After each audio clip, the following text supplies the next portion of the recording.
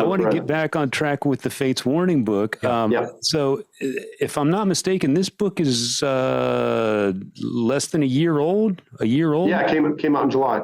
Okay, so what, I know it's early yet, but what's the reception been so far? And the reason I ask is because I feel like that this book, the band Fates Warning, again, is a very niche type band, but has such a vast, loyal following that and they seem to me to be sort of an intellectual type audience. So I would think that you are filling a void. You're providing a service that these people would just gobble up. So has it been received as such?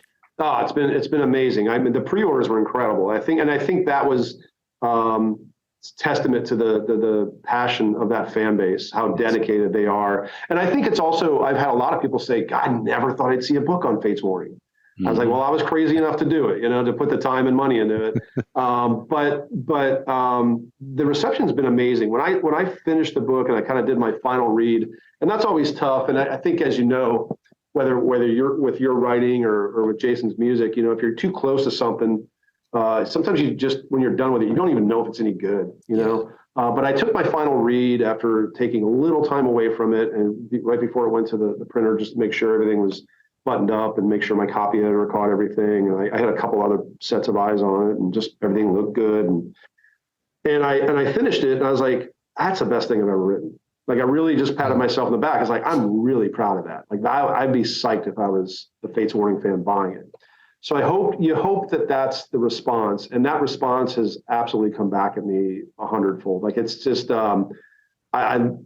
everybody's that has contacted me to give me a response have been really, really positive. I mean, and so thankful and grateful. And to the point that they share their Fates Warning story with me about how when they became a fan and what era and what they like, what they don't, and what about the book they liked, and things they learned in the book that they didn't know.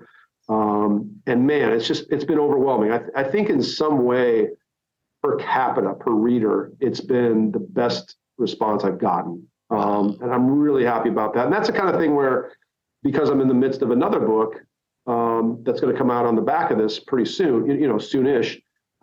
It just gives me the total confidence to go, okay, just go with your gut.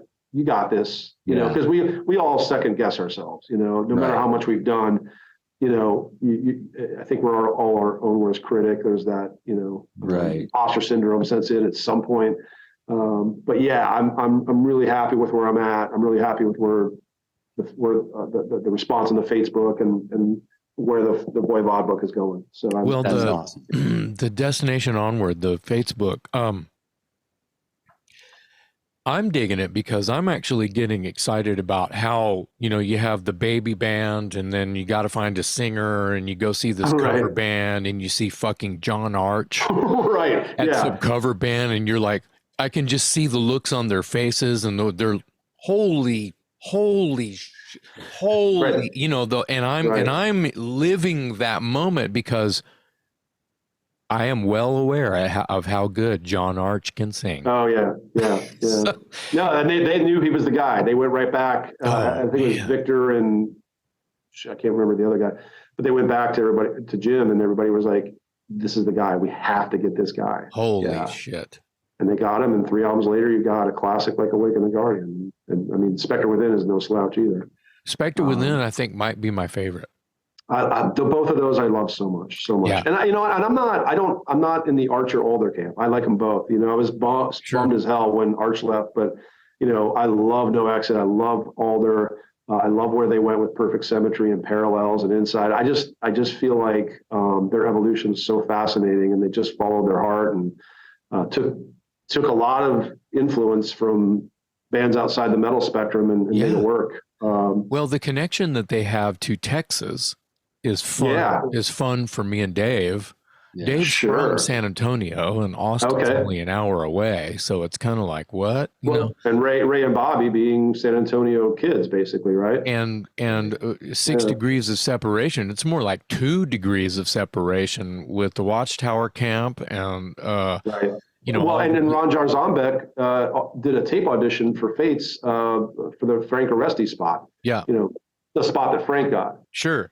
Yeah, I mean, like, yeah. So there's another Texas connection. Yeah, the well, Watchtower used to do a lot of shows with Cyrus, and there's a picture in the book, I think, at Cyrus's like rehearsal house or something. And Yeah, I think they rehearsed maybe in the shed or garage behind one yeah, of the I've been, guitarist house. I've gone in there and jammed with Oh, those that's guys. It was, Yeah. of course, that we're talking like 30 years ago, right, or longer, 35 years ago. But Yeah. I've been in that room, so it's like I saw that picture and I proverbial teared up, and kind of an interesting.